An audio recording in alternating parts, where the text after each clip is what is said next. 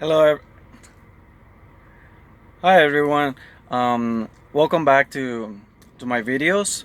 I have I think probably either zero viewers or maybe two viewers, and the only two views are probably myself. Going back and seeing what I can reassess about the video, or perhaps about the way that I'm presenting them, about the subjects that I'm doing or contemplating about doing. But I wanted to come back. I just finished watching a movie that I had planned on watching before, but I had not gotten the chance to, or not the chance. I have plenty of, probably perhaps I mean to say that I had not chosen to watch it yet. But it's one of those CIA movies. It's called Fair Game. It is, I don't know if it's fully or but it is based on real events of a CIA agent. If you watch it at some point or may already have watched it, you will know what I'm talking about. But it's very interesting. There's always some type of message, some type of value that you can learn about movies that are done in Hollywood. Of course, there's a human beings are imperfect, so there's always the possibility that there's going to be a bias at some point. Anything we do in life, because we are imperfect, there's going to be a certain percentage that is not correct, or a certain percentage that is biased, or things to that effect. The most important part, therefore, about the things that we do in life is that they have a certain degree of accuracy, based on percentages, and also of truth, a lot of other those great qualities that perhaps angels or God are most commonly identified with. But remember, God is also, because of his wisdom or her wisdom or its wisdom, an entity that also cares about justice and about doing the right thing. So it is important that the things that we do in life, we also take into account that we have to have a certain amount of strength to kind of fight for the things that are right, and not necessarily just about our lives, but things that happen to other people. Fairness and equality in other people's lives, compassion, good treatment, all those great things that human beings enjoy. But this movie in particular, towards the end, the gentleman that is the husband of the lady that is the CIA agent, or was a CIA agent, he mentions in kind of a fight back type of conference that this is the land, or this is the country where his children are going to be, and these children are going to grow up, and all that patriotic kind of speech. And I wanted to touch on that because that's one of the subjects that are very important to me. I don't have children in particular, but I know, because of the person that I am, perhaps having children changes things a little bit, but they cannot change too much a person to the point. Remember Abraham and Isaac, when he was going to sacrifice him, and then an angel stopped him. I don't know who that angel was. Nobody knows. Only God knows. But what I'm trying to get is that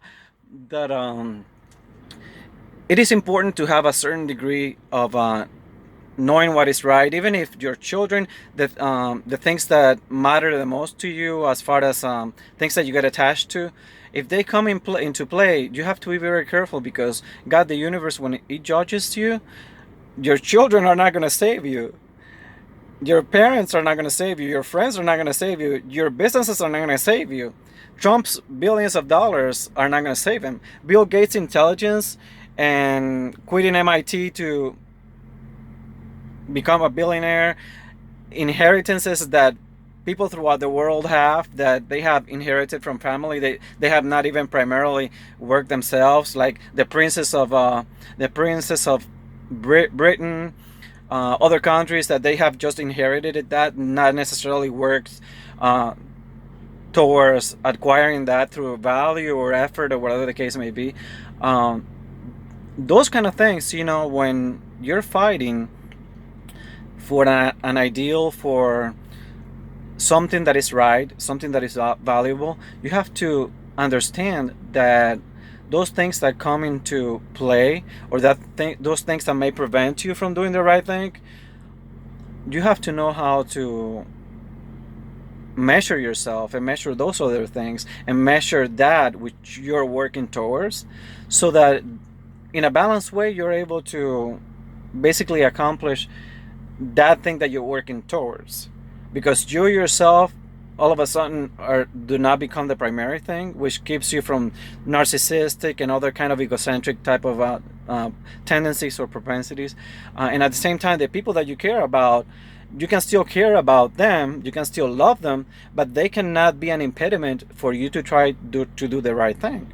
And a lot of times, because human beings get so attached to their children, they imagine that is their children. They are the universe's children. The universe allowed you to have them for whatever reason.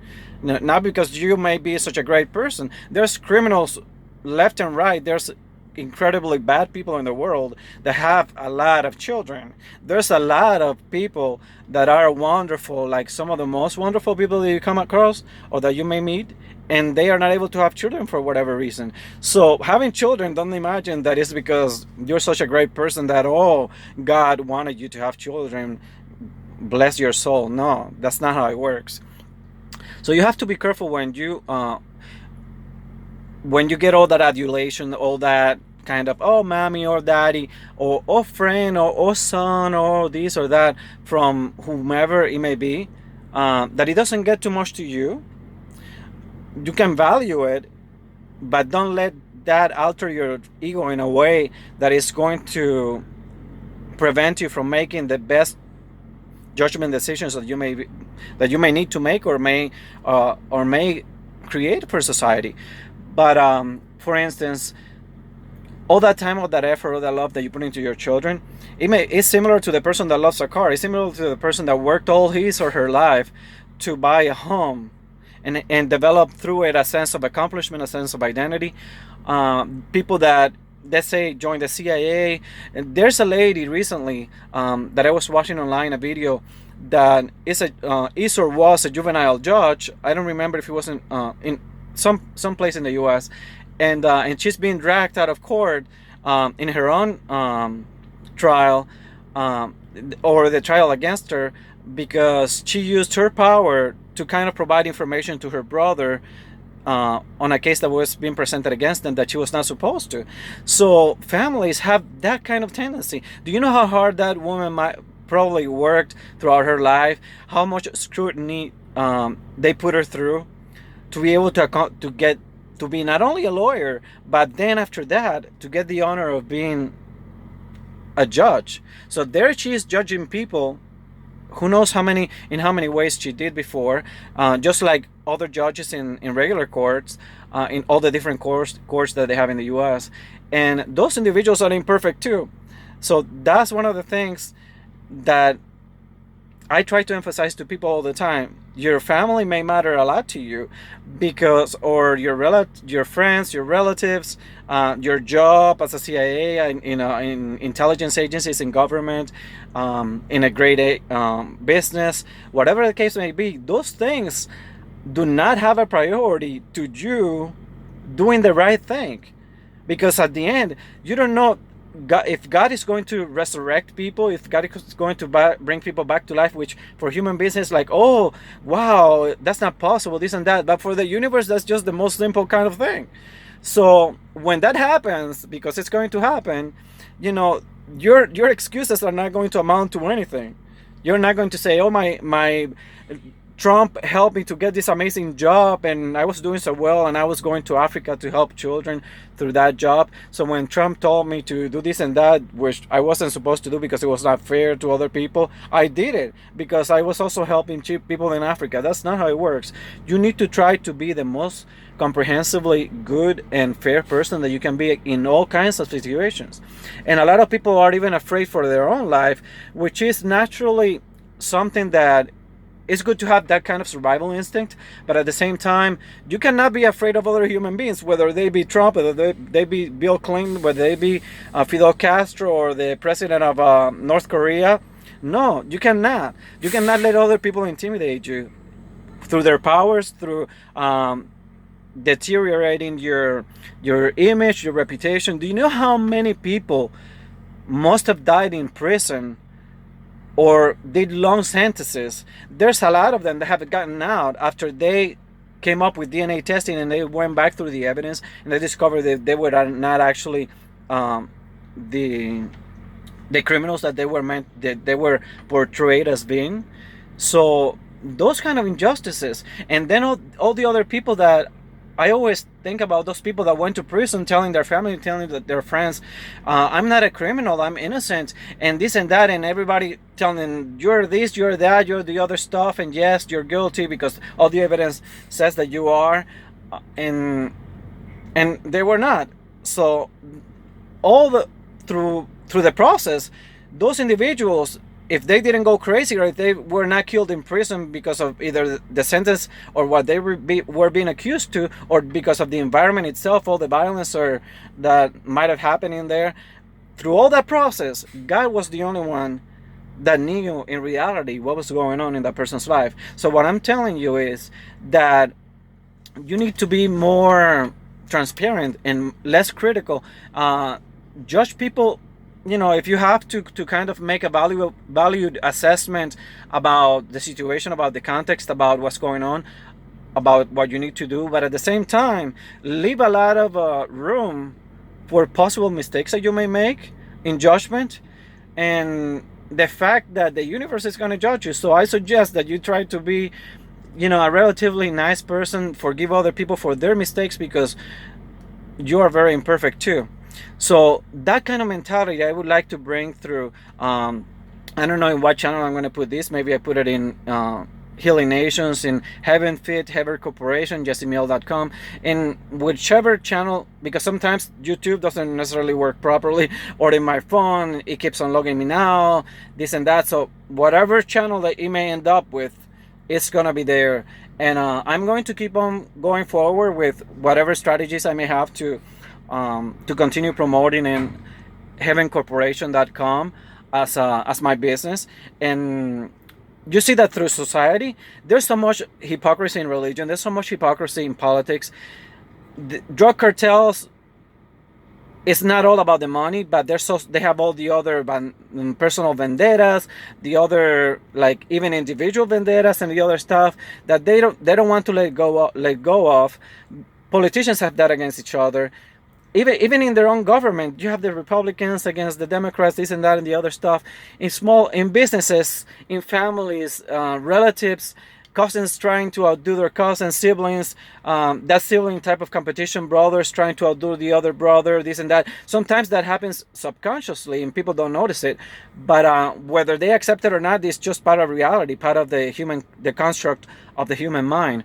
But going back to this movie, Fair Game, and me having been in the Navy and a lot of other things that there's no reason to discuss at this point, I must tell you that it is important for you to not, if I was that gentleman, that woman's husband, that CIA agent, I will say that I wanted my children, if I had children, to kind of have a universal type of mentality and not a patriotic mentality, because and most of you don't know these, governments are not perfect, Americans are not perfect, they make a lot of injustices, and they have a lot of good. The US is a wonderful place, and one of the things that prompt me to do the videos that I do and to consider all these other things is because I particularly like the system in the US, but to me it's unfair that all other people in the world, or a lot of the people in poor countries, are not able to also enjoy that same kind of not security, but at least that kind of place for a world that is highly imperfect, where they can be relatively peaceful and kind of work towards the things that they want to do in life. I think that everybody in the world deserves that. So it is selfish for Americans or for anybody else from first world countries, so-called, to basically enjoy what they have, but not have this type of sensibility and not compassion enough, not enough empathy to care about all those other millions of people throughout the world that are suffering, that don't have enough. It is not fair for them. To me, I try to think, I try to reason, I try to see myself, through the mentality that God has. To me, I don't see, if I am God's creation, because, or even if you don't believe in God, I am the universe creation, either way, one or the other. So for me, the universe is God. So I try to see every human being as equally. So even if I had children, yes, I may have, because of taking care of them, because of them telling me, "Oh, daddy, I love you," this and that. Yeah, you have a certain propensity to love them and to care for them and to feel responsible for them, which in reality you are, but you cannot overdo it, and you have to look at it within context. To me, I will not see my children, if they're doing something wrong, as better than other children throughout the world, or maybe doing something better, or maybe behaving better in the same situation, or in the same context. See? So that's what I'm trying to do, trying to bring relativity of thinking, relativity of feelings, and a lot of other things into the equation, into your social interactions. Okay? Uh, the world needs to have that kind of transparency, that kind of let's be truthful and let's care about everybody else. Let's care about a poor country. Let's care about a poor city equally. But the problem is that culture, most of the time, comes into the picture. And for example, in the Navy, they called the officers that are not what they call commissioned officers, petty officers. So the name petty itself, whatever origin it might have, I don't even need to research it. Petty, is something of a lower class. So and that's how it is seen. Like, you may be a petty officer in the military that has gone as high as you can be in the Navy. Let's say a master chief. That's the highest petty officer that you can have, and that person may have even like 20 years in the military, have gone to war, have a combat action ribbon, who knows what other honors, have so much experience, may even have a master's degree, sometimes even higher, and that person has to salute as somebody, as a sign that the other person is higher, or in and more, I guess, perhaps valuable, a regular in quotation marks officer, and that person may just have come from a naval academy and has only a bachelor's degree, basically no military experience. So, you know, because of tradition, the military continues. It is not being seen as degrading, but it doesn't. They don't change it. They don't come up with something different because it is cultural. So that type of cultural problem, dysfunction that society has throughout the world, that humanity has, it happens in the military. It happens in politics. It happens in countries, in societies, in religions. If there is a certain culture in your family, in your religion, in your country, that is creating a problem, especially nowadays that people are more aware of what may constitute something just and what may not, those countries need to work really hard on trying to change their customs. Like countries in Islam that allow adults to marry children, because there's a gray area that Islam didn't specify the age for marriage. They know that it is wrong, and most humanity knows that it's wrong. So yes, it's going to hurt a lot of people that are enjoying that because they love sleeping with children, or because they think that they are defending their religion. But no, there needs to be a lot of international pressure. There needs to be a lot of bring people together from Islam that actually care about their religion and that actually are intelligent enough, not only practically but emotionally, and to know what is fair and what is not, and make sure that they change the system. And if they don't want to change it, then the rest of the world needs to kick in and create some type of effect so that it changes. So it is not a war against Islam. It is a war against the people that do not want to bring better processes to society at whatever level. Christianity has a lot of bad reputation. You have those crusades that they had in Europe where Christians were killing each other. A lot of religions have so much hypocrisy. I'm not even going to go into detail about the different religions and the things that they do, but there is so much hypocrisy. And Jesus Christ used to hate that, you know? So I would like to see more transparency in human beings, and care about each other the same as you will do for your family. And It is not easy. You need to have a certain degree of mental capacity and higher reasoning to be able to kind of effectuate that when your feelings are being hurt. When you say, "I'm going to fight against you. I'm going to what you did to me. I'm going to do something worse to you." It takes a lot of strength not to do those kind of things, not to fight back. I'm looking at the time to make sure that the video is not too long, because the other one took me forever to upload. But I'm just going to leave it at that for now. I made me another tie, and it's kind of made from one of those things that we use for truck drivers use to check the batons to use the pressure on the on the tires of the truck.